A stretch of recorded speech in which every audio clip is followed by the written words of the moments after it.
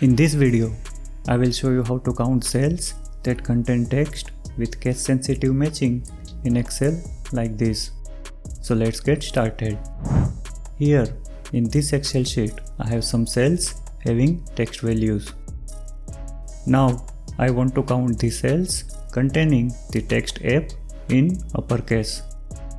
We can use the COUNTIF function to count the cells based on a condition. Let's type an equal sign followed by COUNTIF in the target cell. Select the range of the cells as the first argument. Since we want to count the cells containing text anywhere in the cell contents, we need to use the asterisk wildcard character. So let's type *app* in the double quotes as the second argument. This will search the app text in the cell content at the start, at the end, or in the middle. Type the closing bracket and hit the enter key to complete the formula. As you can see, we now have the count of cells containing the specific text app.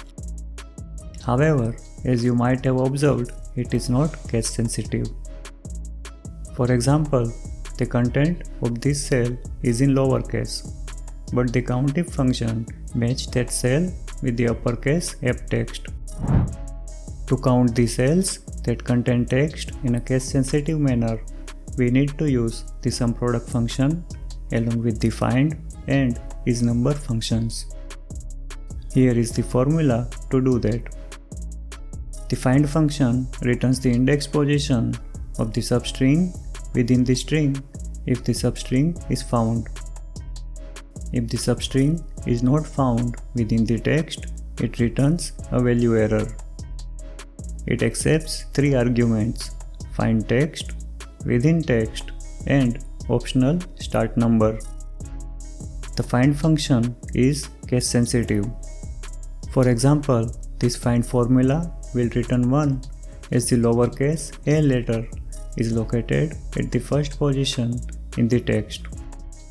However, this find formula will return a value error since the string does not contain an uppercase a letter. Coming back to our formula, the part containing the find function returns an array of 5 elements containing 1 value error, 4 value error, and value error. The find function returns the value error for the cell that does not contain the specified substring with a matching case.